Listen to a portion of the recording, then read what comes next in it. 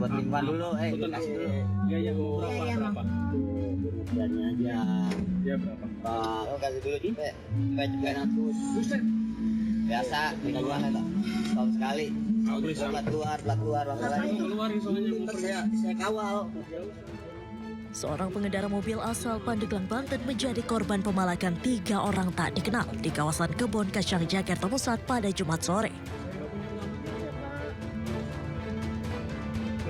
Peristiwa tersebut terjadi saat korban tengah menepi untuk membuka aplikasi peta guna memastikan rute perjalanan menuju Bandung. Tiba-tiba, 3 orang yang mengaku warga lokal menghampiri dan memaksa meminta uang Rp300.000 dengan alasan kendaraan berplat nomor luar Jakarta harus membayar uang lewat. Tak hanya itu, salah satu pelaku juga mengambil kartu uang elektronik milik korban yang tersimpan di dashboard mobil. Saya lagi. Please please deh. Gocap, Pak. Please. Gocap dah. Anda punya anak juga ini. Ya. Itu kartu auto saya sini. Tenang aja dulu. Sini dulu.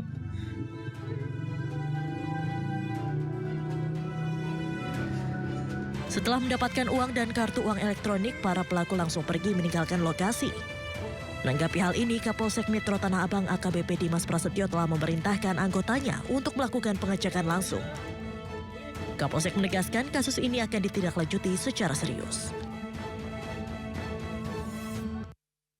Aksi pemalakan oleh 4 orang menyasar kendaraan berplat daerah di Jalan Jembatan 3 Penjaringan, Jakarta Utara viral di media sosial. 2 dari 4 pelaku berhasil diringkus oleh polisi.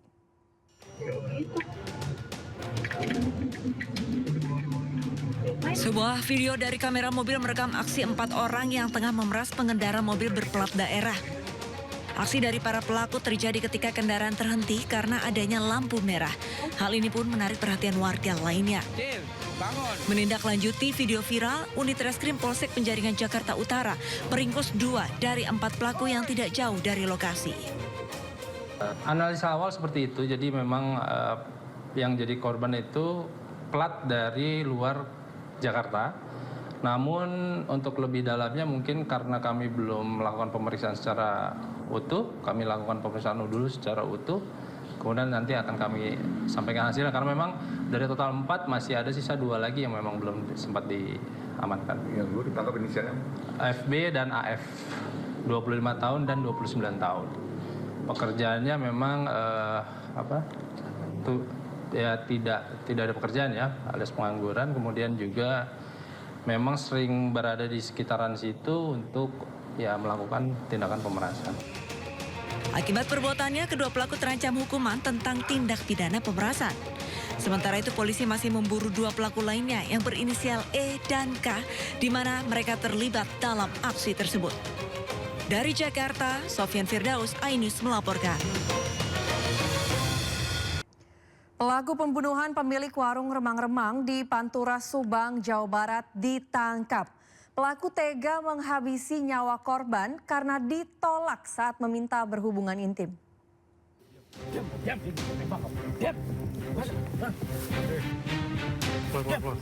Ahmad Rofi'i, pelaku pembunuhan terhadap wanita pemilik warung remang-remang di Subang, Jawa Barat ditangkap.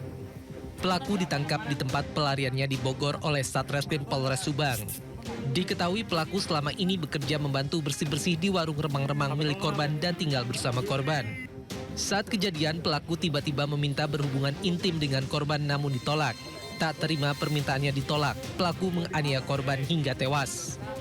Usai korban tak sadarkan diri, pelaku sempat memperkosa korban sebelum akhirnya mengambil harta benda korban, mulai dari jam tangan, sepeda motor, hingga ponsel.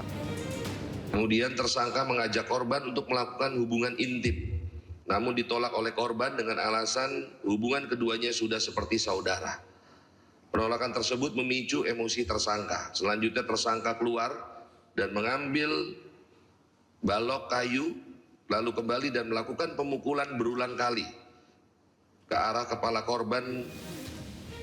Akibat perbuatannya, pelaku dijerat pasal pembunuhan dan pencurian dengan kekerasan dengan ancaman hukuman 15 tahun penjara. Sebelumnya, jasad wanita ditemukan di sebuah warung remang-remang di Subang, Jawa Barat. Korban diketahui bernama Ani Anggraini, berusia 47 tahun, warga Tasikmalaya yang merupakan pemilik warung remang-remang tersebut. Korban ditemukan dalam kondisi yang sudah membusuk dan diperkirakan sudah meninggal 2 hari sebelum ditemukan. Korban pertama kali ditemukan oleh karyawan pemandu lagu. Ratusan warga mengantre demi mendapatkan bantuan langsung tunai sebesar Rp600.000 di Jawa Barat.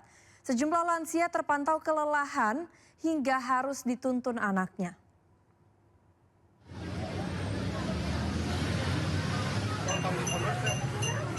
Ratusan warga mengantre di kantor pos Kecamatan Ngamprak, Kabupaten Bandung Barat. Mereka hendak mencairkan dana bantuan langsung tunai atau BLT sebesar Rp600.000. Sejak pukul 6 pagi, warga yang didominasi lansia dan emak-emak dari beragam profesi ini harus berjuang antre berjam-jam untuk melakukan verifikasi data petugas kantor pos. Untuk mengambil uang tunai lansia dengan berjumlah 600.000. 600.000. Berapa bulan, Pak? Katanya mah nggak tahu sih, kurang lebih lah 3 bulanan. Ini itu udah berapa kali dapat bantuan? Ada 2 kali. Mas, ini ngantrinya sepertinya padat sekali ya, Mas? Iya, saya ngantri dari jam 6 pagi, baru selesai sekarang. Ini tamu jam 6-an. Jam. Ini yang mendapat bantuan siapa, Bu? Ibu, Orang tua. ya orang tua, Berapa tuh dapatnya, Bu? 600 Dapat ini bantuan apa tuh namanya? PMT. Di Kecamatan Ngamprak, Jawa Barat tercatat ada sekitar 16.000 penerima manfaat BLT Kesra, di mana hampir 40% penerima adalah warga yang baru pertama kali menerima BLT. Hal ini dikarenakan adanya perbaikan data administrasi serta pergantian kepengurusan RT maupun RW setempat. Dari Bandung Barat, Jawa Barat, Yuwono, iNews melaporkan. Dump truck milik Dinas Lingkungan Hidup kedapatan menurunkan muatan sampah di bantaran Kali Pesanggerahan, Jakarta Selatan. Setelah menjadi sorotan publik, DLH mengaku kegiatan itu sudah lama terjadi dan kini dihentikan.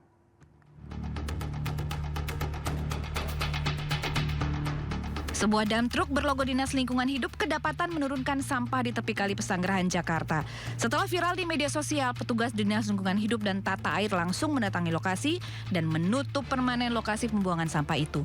Dalam keterangannya, DLH menyebut bahwa sampah tidak dibuang ke dalam aliran air, melainkan hanya diletakkan di sisi kali sebagai penampungan sementara.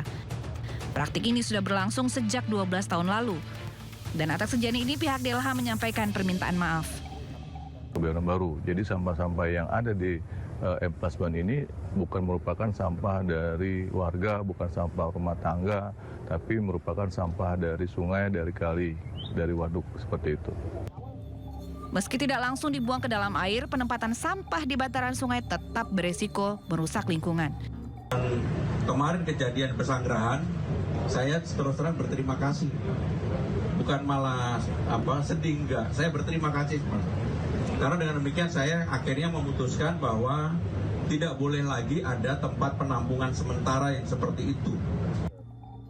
Pengelolaan sampah seharusnya dilakukan dengan benar, terutama oleh warga dan juga pihak yang bertanggung jawab menjaga lingkungan. Dari Jakarta, Rizky Paluvi, iNews melaporkan.